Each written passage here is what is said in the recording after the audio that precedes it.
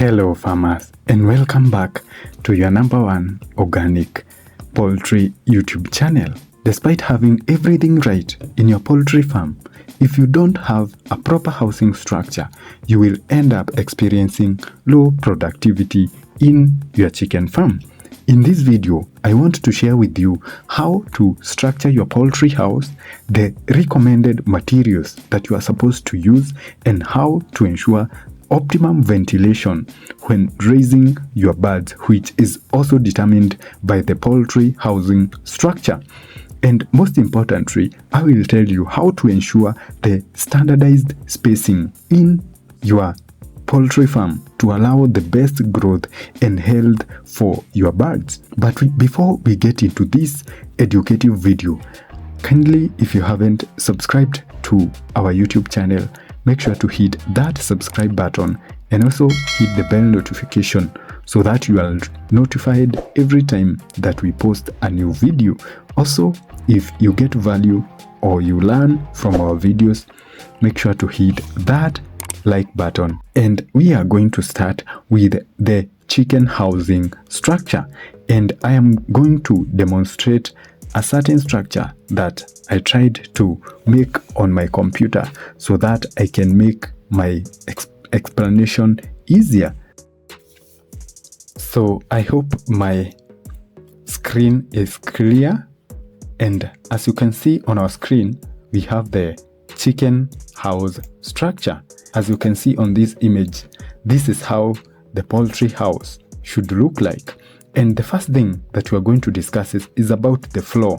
And of course, you cannot reach to the floor without a foundation. So you are going to lay down the foundation.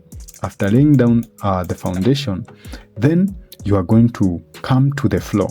The floor should be cemented and should be of concrete. And the reason as to why concrete is recommended is because it is easier to clean it. For example, when you clear off your flock at the farm and you need to bring in chicks on a new flock, that is the baby chicks, you have to clear out the whole place and disinfect, and it becomes easier to make sure that you kill all the microorganisms that could cause diseases if the floor is concrete. We are going to discuss what is the shape that is going to take.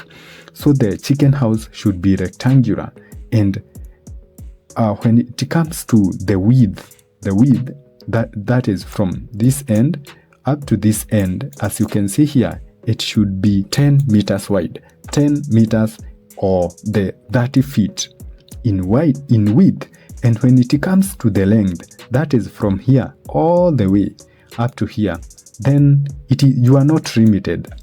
What you should make sure is that the width is 10 meters wide. And when it comes to the sides, as you can see here, the front side here, it has we have this wall that is fully covering this top place here. Then on the back side, of course, you are going to have the same structure.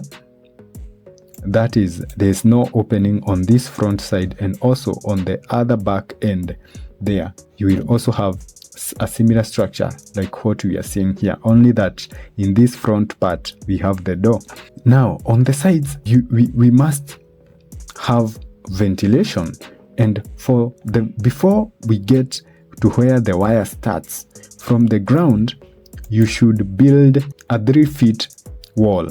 As you can see, we have a 3 feet high wall. After the 3 feet high wall, then we have the space from there where the wall reaches up to the roof. That distance should be 5 feet. As you can see here, it is the wire height. It should be 5 feet. Then the chicken wire should be 0.5 inches. And the reason as to why we are using a 0.5 inch chicken wire is to keep off wild birds and also to keep off the rodents. As you can see on the door here, we have this blue colored liquid here, which is to imply that you should have a footbath. It is a biosecurity measure to make sure that no disease is going to infect your chickens, because these bacteria can be collected from the environment. And if you do not have a foot bath, then you're going to expose your birds to the risk of getting infections. The wire should be of steel so that you can be able to prevent the rusting. Also, you should put on the iron sheets. They should be put properly here to make sure that there is no leakage. At the top here, there's another structure that is usually like a rectangle, where the air can get in and out. And this is called the ridge ventilation. There should be an opening all through here, from this end up to the back. And this helps to, create an environment, because we know that warm air rises, and the carbon dioxide and the carbon monoxide that are produced by the charcoal brooder, if you are using the charcoal, and also the birds are also exhaling the CO2. This air is usually lighter than oxygen, and it will rise up. And as it rises up, it needs some place to escape. That is where this ridge ventilation will help in, because now these awful or these toxic gases can escape through this opening at the top of the chicken house. Another thing that you should ensure is that your chicken house is properly fenced, because this helps to improve the security and keep off intruders or unauthorized persons.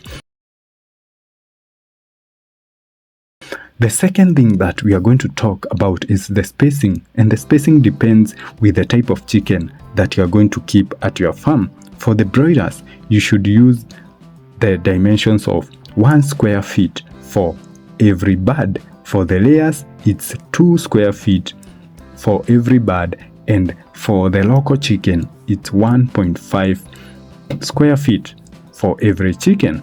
And mind you, 1 feet is equals to 30 centimeters.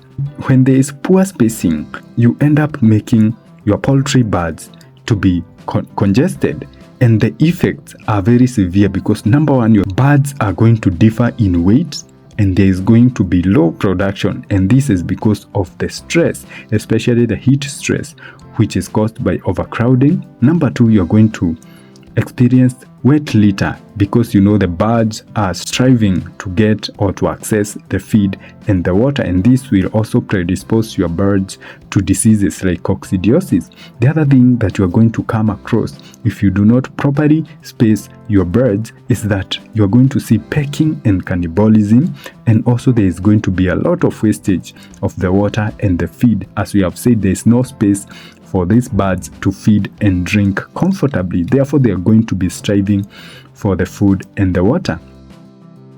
The third thing is about the ventilation. And the ventilation is all about the entry of fresh air and the outlet of the dust, ammonia, carbon dioxide, and also the carbon monoxide. And this, in a standard chicken house structure, is achieved through ensuring that there is a 5 feet open, as we have said, on the sides of the chicken house.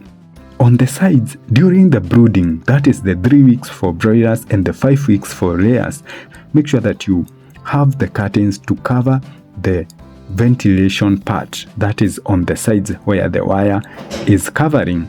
And during brooding, leave a 6-inch opening on the sides by raising the curtains, because this now will help to allow enough ventilation when your birds are brooding. After brooding, make sure that you remove the curtains so that you can create optimum exchange of fresh air into the chicken coop, and expelling all these toxic gases, that is the ammonia, the carbon dioxide, and the carbon monoxide outside. And as you look forward to use this standard chicken house structure, and also to ensure that you have proper spacing and ventilation, I also recommend that you hit the video that is on your screen right now, so that now you can be able to know which is the best production system to use between the deep litter and the battery cage.